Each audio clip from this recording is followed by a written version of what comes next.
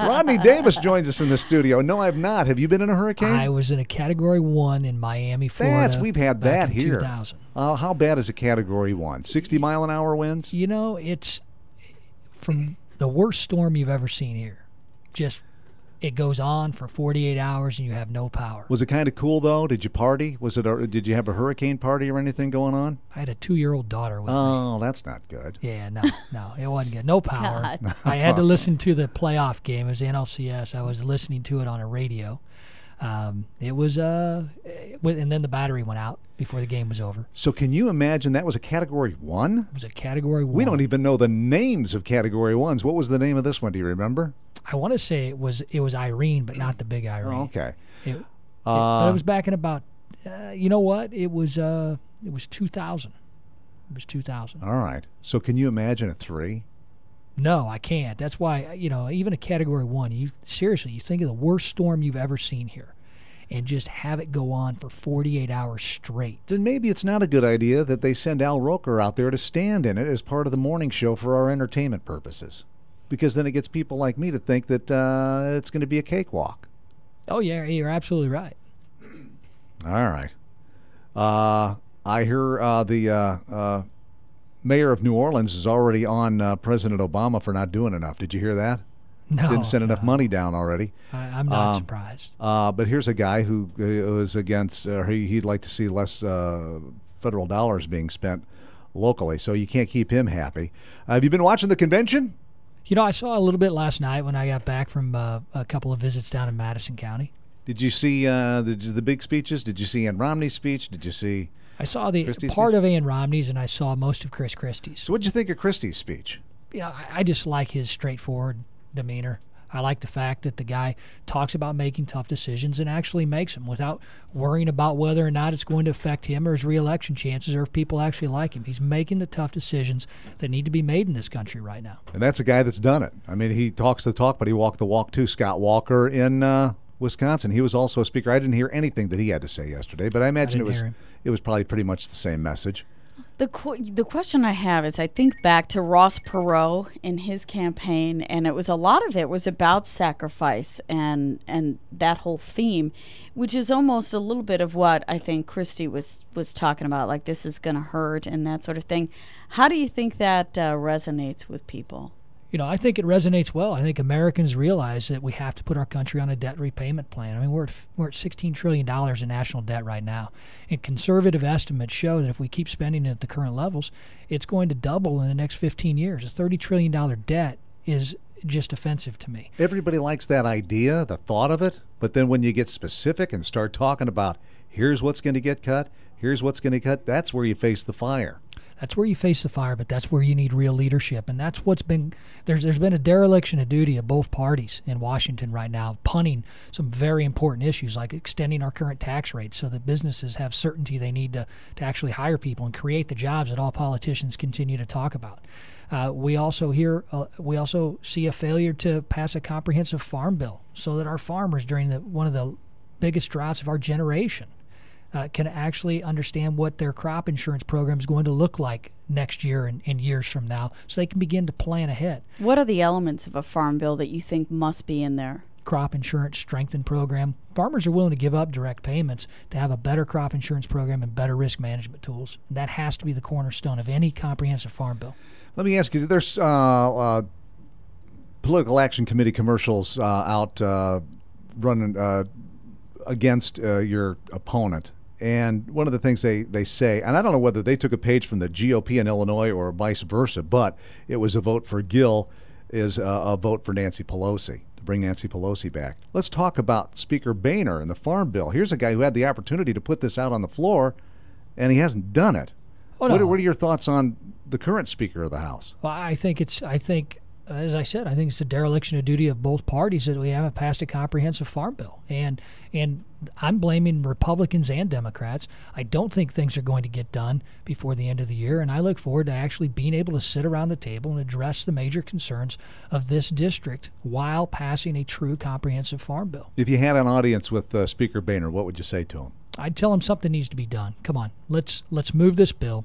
Let's make sure that we talk about a strengthened crop insurance program, better risk management tools. Let's pass this thing before the end of the year. Why is he not in a hurry to get this done? I don't know. I mean, it's the same reason why it's starting to be political funny season. You see commercials for me, against me, for my opponent, against my opponent, and we're all going to be deluged with those commercials. I don't know the reason why, Scott, to be honest with you, but next year, when I win in November, I'll be able to come back and I'll be able to tell you the reasons why certain pieces of legislation move or they don't. But the thing is, I'm not always going to agree with the Republicans. I'm not always going to agree with the Democrats. I want to be a guy like Chris Christie who's going to walk into Congress and shake things up a bit and talk about actually getting things done, because that's what Americans are sick of. They're sick and tired of Washington, D.C. being stagnant. Go ahead. Do you think it has anything to do with the fact that food stamps are also involved in this, the agriculture branch of the federal government? Oh, yeah, absolutely. Absolutely. They don't want to address it right now? I don't know if it's a lack of wanting to address it. I just think both sides are too far apart. Let me ask you about the politics and your race in particular. Have you talked with national GOP folks, and are they going to be targeting your race and putting some money into your campaign? Oh, I've said all along, I was probably the naysayer throughout this whole nomination process, that this race was going to be a targeted race for both parties, and it is, and it's been that way. We have focused on that throughout the entire campaign. I've been a candidate now for 13 weeks, and we've said all along, the Democrats have to have this seat for Nancy Pelosi to return to power. If they don't get this seat, they don't show a path to victory. So they're going to invest. The National Republicans are going to invest. But the key is we're going to get our message out. We're going to get a message out of making sure that we keep our tax rates low, we attack the national debt, and we control spending in Washington and repeal and replace Obamacare.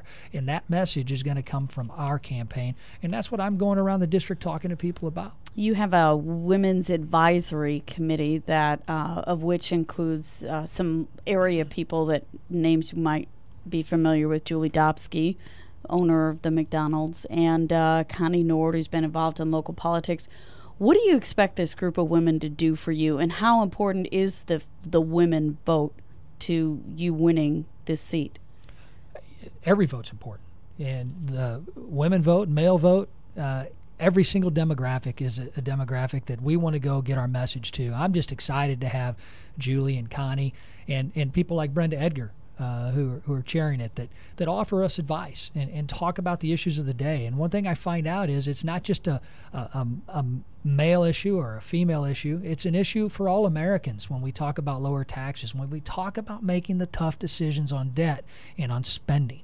Did they give you any feedback about how you should handle the Aiken question and you know what he said? Let's see how you handle the Aiken question. What do you think of what? And this, by the way, this guy who no one had heard of now, 85% of the people polled recently know who this guy is now.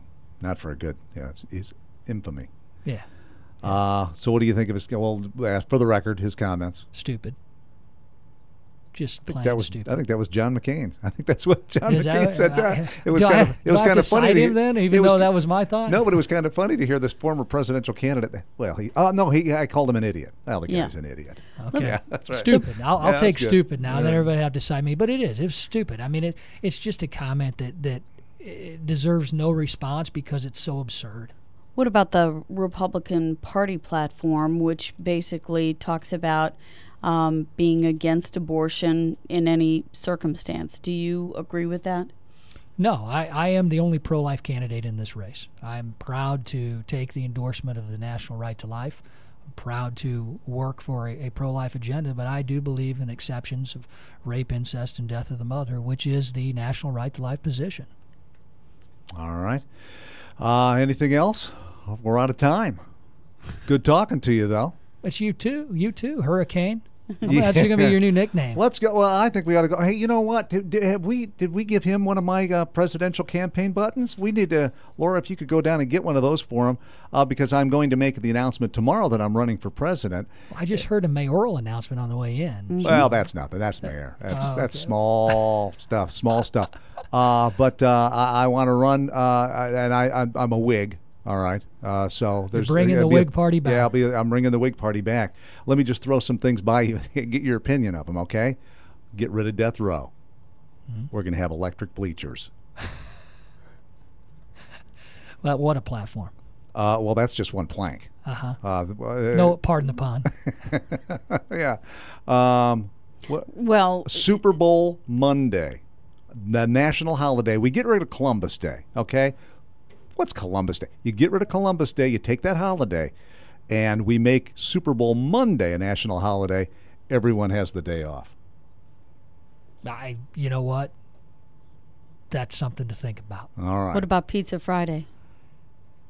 Free Pizza Friday. But, I don't know how we pay for that one Instead yet. of a chicken in every pot, Yes, a pizza in every, that's a exactly pizza it. on every table. That's Free exactly Pizza it. Friday. It's Free Pizza Friday. I just have to figure out how to pay for that one. But you know what? We make, I say we, I include myself with all the politicians. We make promises all the time, and we're always screaming at the radio, well, how are you going to pay for that? Yeah, who says you got to actually have a payment plan, Oh, and That's right. crazy. tell them, would you, about your health plan? Oh, Your plan I saw for Chris Christie yeah. last night, and I thought this is perfect because Social Security is in such dire straits. We live the lifestyle of Chris Christie. We eat what we want, when we want, as much as we want. Lead a sedentary lifestyle. I don't know that his is so sedentary, but I don't see him on the treadmill. And encourage people to start smoking again. We die a little sooner. We're living too long is the problem, and Social Security survives. It's amazing I don't stay on this show longer to discuss these things. It's just amazing. Good talking to you. We'll talk to you again on down the road. How many days to Election Day? 69. All right. He knows. He's counting. All right. Good Thank you, talking to you. Rodney. Hey, It's take care. Rodney Davis on WJBC and WJBC.com. WJBC.com.